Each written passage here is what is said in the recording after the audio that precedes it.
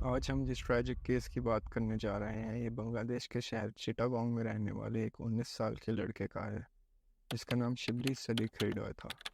शिबली का ताल्लुक एक काफ़ी गरीब फैमिली से था। इसके फादर एमडी शफीक एक ट्रक ड्राइवर थे और उसकी मां नाहिदा अख्तर एक हाउसवाइफ थी। ज़िंदगी को लेकर शिबली के काफ़ी बड़े सपने थे। अपने ड्रीम्स अचीव करने के लिए शिबली पढ़ाई के साथ साथ काम भी करता था। शिबली कदालपुर स्कूल एंड कॉलेज में पढ़ाई करने के साथ साथ अपने एक्सपेंसेस कवर करने के लिए एक पोल्ट्री फार्म में मैनेजर की नौकरी भी करता था। शिबली सिर्फ पढ़ाई और काम में बिजी रहता था। अपने काम को लेकर शिबली बहुत ही ऑनेस्ट और हार्ड वर्किंग था, मगर उसको ये नहीं पता था कि उसकी ये ऑनेस्टी एक दिन उसके लिए मुसीबत बन जाएगी।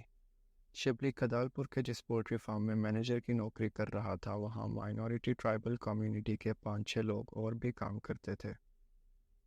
एक ही जगह काम करने की वजह से शिबली और वहाँ काम करने वाले दूसरे लोगों के बीच दोस्ती हो चुकी थी। पोल्ट्री फार्म में काम करने वाले शिबली के सारे दोस्त उससे उम्र में 5-6 साल बड़े थे। इस दोस्ती का नाजायज़ फ़ायदा उठाते हुए वो लोग अपने काम में अक्सर कोताही दिखाते थे, जिसकी वजह से अक्सर शिबली और उनके बीच लड़ाई होती थी। जो कि शिबली उन सबसे उम्र में छोटा था, इसलिए उन्हें शिबली से कमांड लेना बिल्कुल पसंद नहीं था। इनकी लड़ाई होते होते आगे बढ़ गई और फार्म के ओनर तक भी इसकी खबर पहुंच गई। ओनर को जब पता चला तो उसने सबको समझा कर मामला सॉल्व करवाया और सब वापस नॉर्मल वे में काम करने लगे।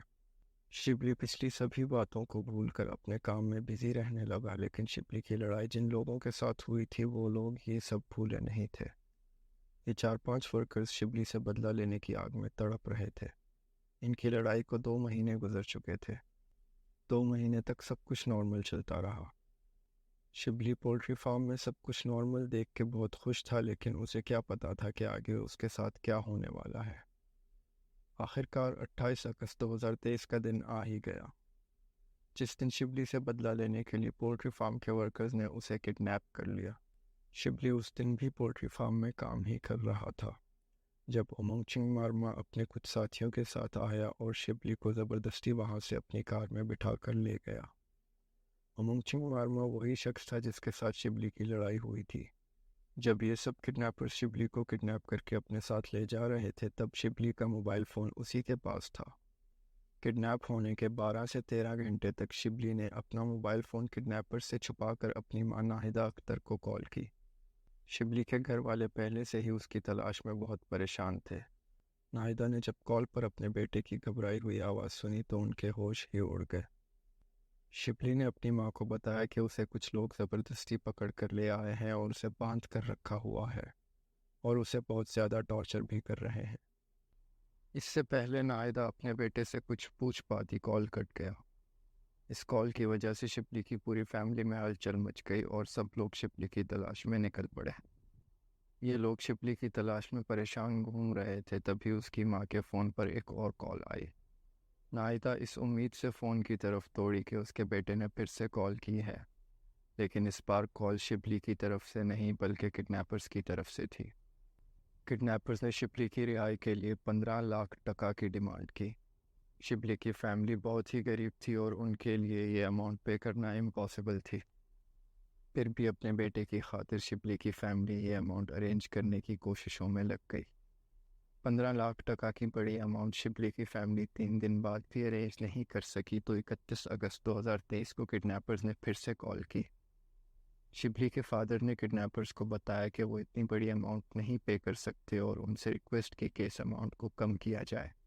किडनैपर्स को ऑलरेडी शिबली और उसकी फैमिली की फाइनेंशियल कंडीशन का पता था, इसलिए उन्होंने इस अमाउंट को 15 लाख टका से कम करके 2 लाख टका कर दिया। वैसे तो एक गरीब फैमिली के लिए अचानक से 2 लाख टका भी जमा करना बहुत मुश्किल है, लेकिन जहां बात घर के चिराग की ज़िंदगी की हो तो किसी भी तरह पैसे का इंतज़ाम करना ही पड़ता है। शिबली के माँ बाप ने किसी भी तरह करके 4 सितंबर तक 2 लाख टका जमा करके किडनैपर्स को दोबारा कांटेक्ट किया। किडनैपर्स ने शिबली के फादर को पैसे लेकर बंदरबान डिस्ट्रिक्ट हेडक्वार्टर्स के पास बुलाया। अपने बेटे को वापस पाने की उम्मीद लिए शिबली के फादर पैसे लेकर बताया हुआ एड्रेस पहुंच गए। वहां उनसे पैसे लेने के लिए 2 लोग आए। शिबली के फादर ने उन्हें पैसों का बैग थमाया जब पैसे लेकर वो दोनों वहाँ से जाने लगे तो उन्होंने पूछा शिबली कहाँ है। उन दोनों ने आगे से जवाब दिया कि तुम घर जाओ, तुम्हारे घर पहुँचने से पहले ही शिबली घर पहुँच चुका होगा। अपने बेटे को हासिल करने की हसरत लिए शिबली के फादर दौड़े दौड़े अपने घर पहुँचे, लेकिन घर पहुँचते ही उनकी सारी हसरत आंसुओं में बह गई, क्योंकि शिबली अब तक घर नहीं पहुँचा था। शिबली के पेरेंट्स को अब तक ये उम्मीद थी कि किडनैपर्स शिबली को छोड़ने में थोड़ा टाइम लेंगे। इसी उम्मीद में उन्होंने शिबली के इंतज़ार में 3 दिन और गुजार दिए।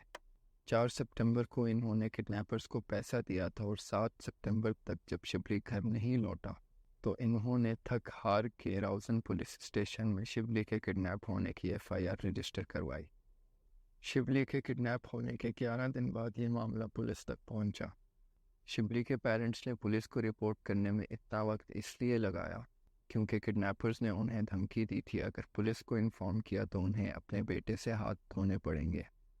लेकिन 11 दिनों के इंतज़ार के बाद भी उन्हें जब अपना बेटा नहीं मिला तो उन्हें पुलिस को रिपोर्ट करनी पड़ी। पोल्ट्री फार्म में 2 महीने पहले होने वाले झगड़े के अलावा शिबली का कभी किसी से कोई झगड़ा नहीं हुआ था।